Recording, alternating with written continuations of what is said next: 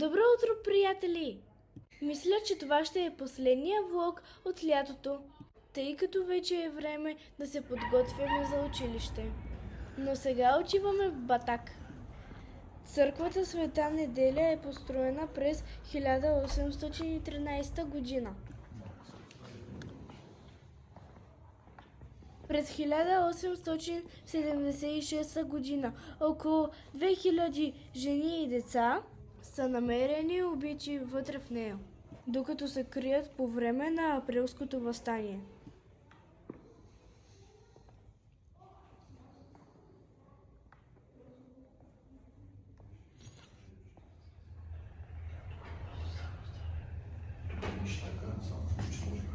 Кладенецът изкопан от майките, за да търсят вода за децата си.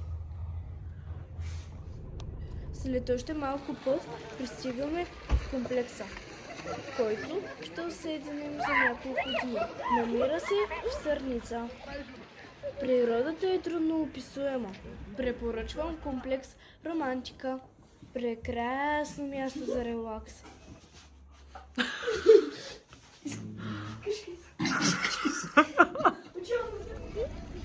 След като отидеш и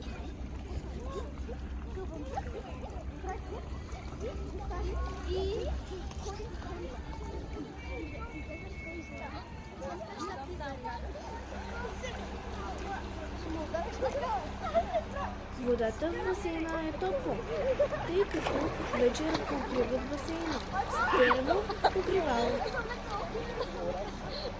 точно като само високо.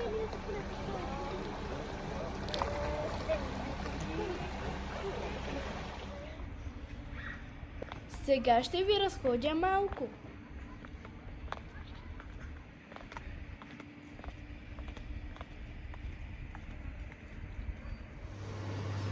Има и спа зона.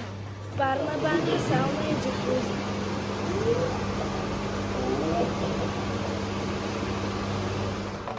Завършваме вечерта с случайна заря.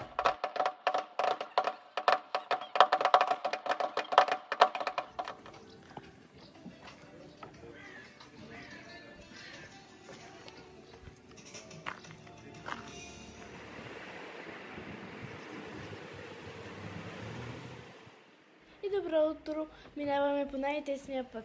Ждрало.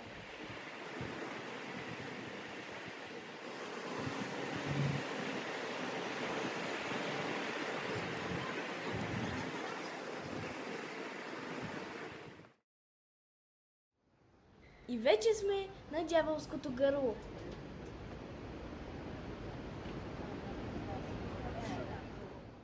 През 70-та година двама варненски леководолази, Сияна и Евстатий, правят опит да проучат точно тази част, в която не се вижда реката.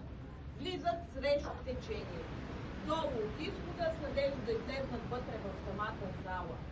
За жалост, опитът е неуспешен, загиват, на следващия ден телата са изкарани.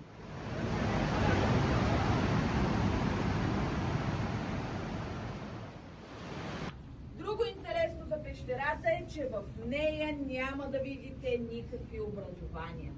За разлика от други пещери, при нас все още няма. Причините за това са две. Едната е, че пещерата е сравнително млада, все още е в процес на образуване. 175 000 години е нейната възраст, сравнена с човешки 7-8 годишно дете.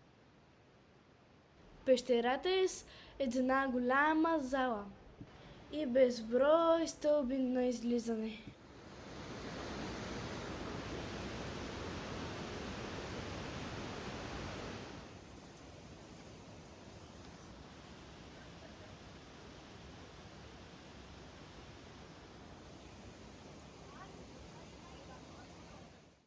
Купихме си метод дамата, която го продава непосредствено след изхода на пещерата.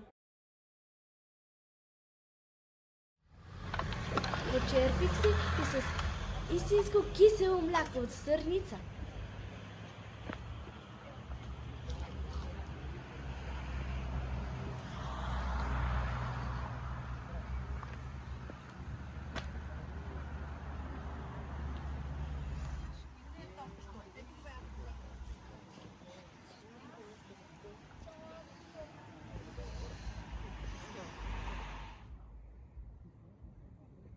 Остана и кратко време за разходка. Покрай язовир Доспат.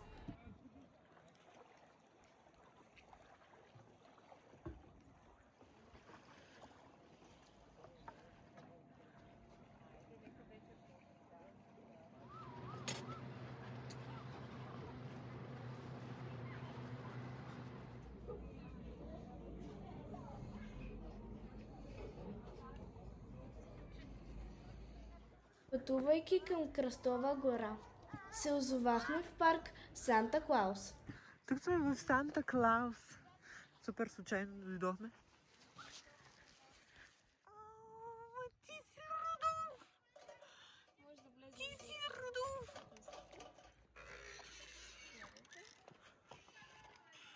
О, Боже! Имаш плюшени. Разделяте стравичка на малки части, така няма да ви Добре. изяде на един път. Ето, дръж. Няма да ви охапе. Чакай да ти пипна плю... Ама ти си като играчка, бе. Точно така. Това са нашите еленчета и кошутки от породата опатари и това е северно еленче. Ти как теглиш шейна, бе? Много си дребен. Рогата в Ушинчета. момента са меки и Ой, топли, чу-чу-чу. защото все още растат, че Да. са кръвоснабдени. Те спират да Много растат си сладичък. в края на лятото и тогава се оголват и стават твърди, както тези на стена.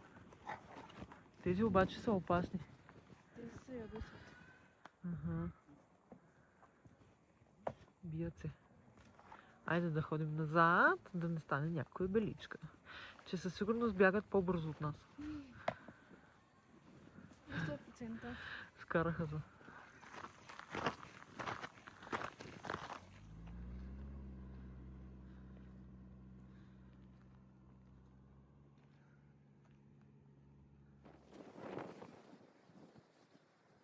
Скъпи приятели, благодаря ви, че гледате видеята ми. Последвайте ме, за да не пропуснете всяко следващо видео. И ще се радвам да чета коментарите ви. Чао! Виждаме на това.